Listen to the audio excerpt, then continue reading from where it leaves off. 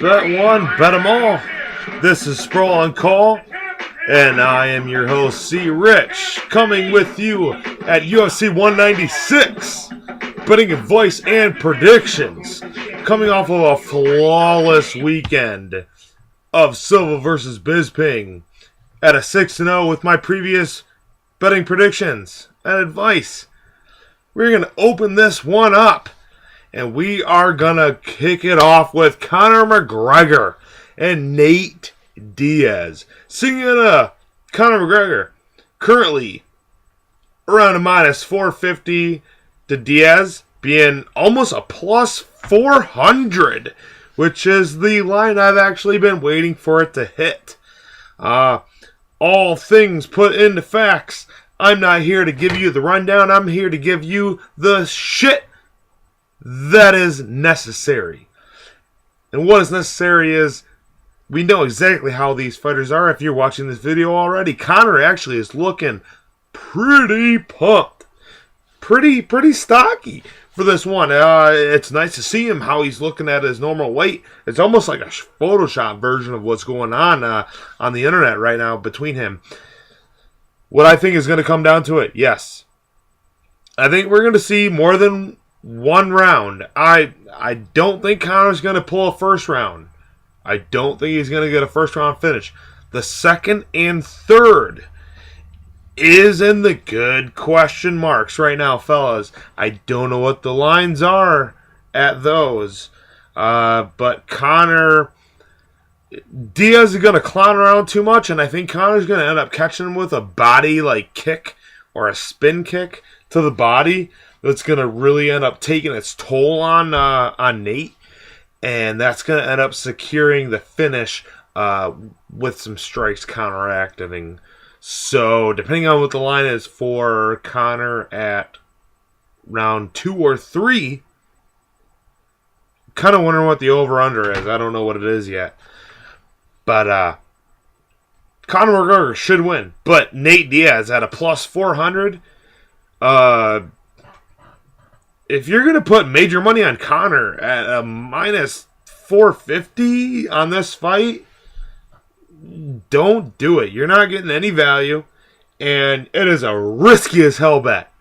I am going to end up putting Diaz in a couple $1 parlays with like another underdog or so just for a little bit of value because he's at a plus 400.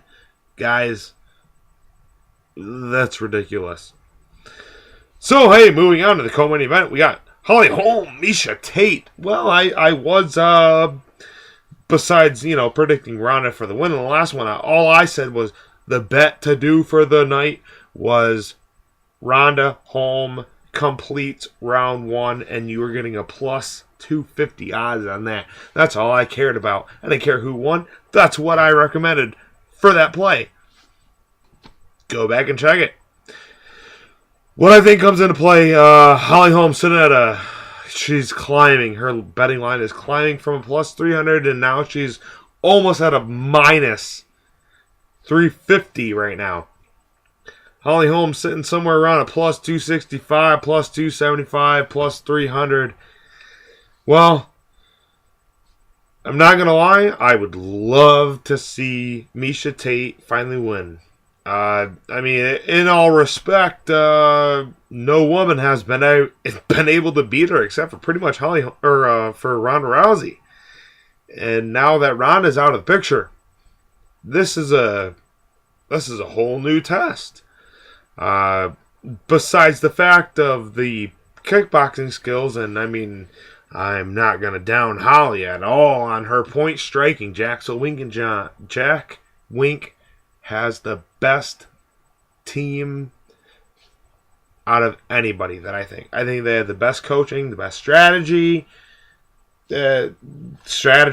Pinpoint precision, point fighting. It's not always dumb.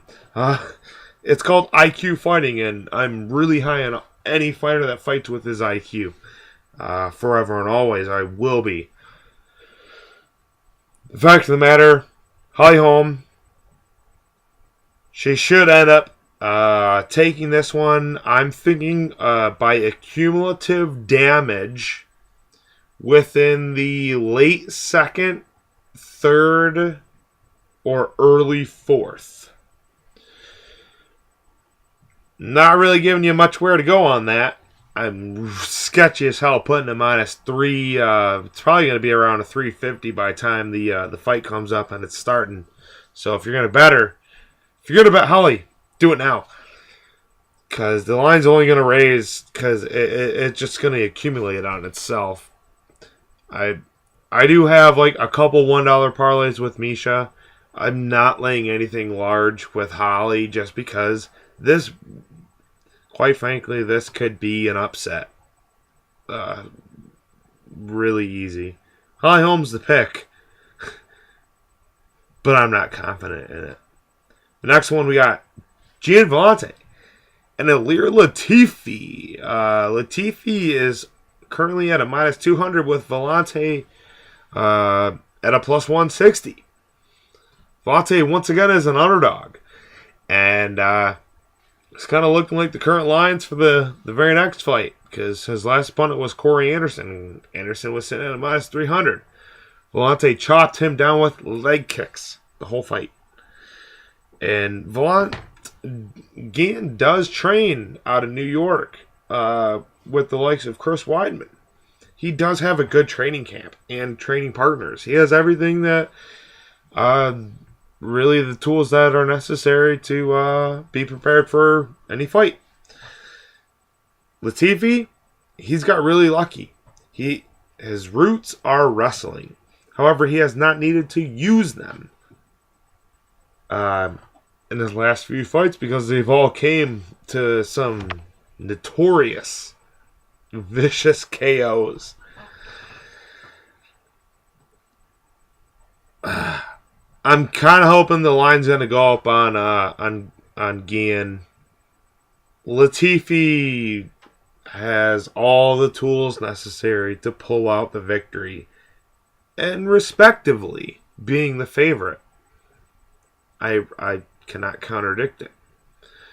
However, I do think Gian Villante is he has all the tools and the necessary attributes of his training camps and he really is starting to prevail as a complete mixed martial artist fighter. I am taking the underdog in Villante at a +160 currently. I'm hoping the betting lines might go down, but chances are they're probably going to get more even once the weigh-ins happen tomorrow, guys, on Friday. So, if you're wanting to take this one, I would advise to place your bets right now because he's going to probably look very overpowering to Latifi tomorrow at the weigh-ins. And then, hey, we got Amanda Nunes. And one of the newer newcomers, she's already made her debut in Valentina Shevchenko. Well, Amanda Nunes, she's sitting at a -135 with Valentina coming at about even odds. Thing is, this is women's MMA. I always advise on any woman who is like a -250 or above, any woman who is a massive favorite, you damn near should probably just pick the dog because more times than not, I mean, if you do a calculations of things, the dog wins are gonna out prevail the favorites. Women's MMA is not known yet. Nunes, what is known is she is an early finisher. Round 1 finisher, to be precise. This girl is guns blazing. Round 1, guns blazing. That's all I gotta say. She's got really good skills. She has skills all over round. Striking, takedowns, ground control. She has it. Submissions. Nunes has got it. Now, Valentina. She's fighting over there by Ukraine, Russia. She's kind of bouncing around a couple things. Slight underdog, but she has cardio. And that is the main key, fellas, that I'm looking for in this fight. The cardio. If Nunes cannot finish Valentina in the first round, it is going to be a very, very rough fight for her. And if you don't believe me, look at some prior fights.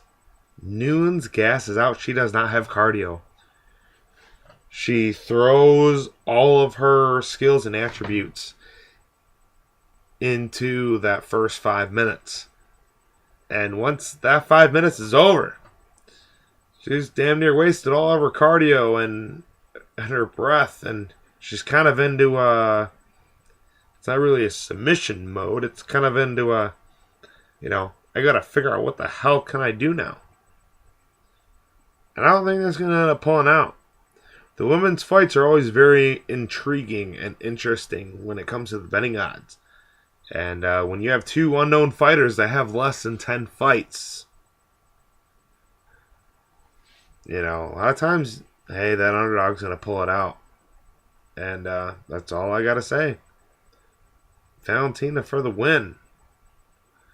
And hey, thanks guys for watching. Always, please subscribe to the channel. Check out sprawlandcall.com. Don't forget to like that little thumbs up button in the bottom of the page, as well as checking out acslive.tv. And forever and always, please do not blow your bankrolls. And always have fun, guys.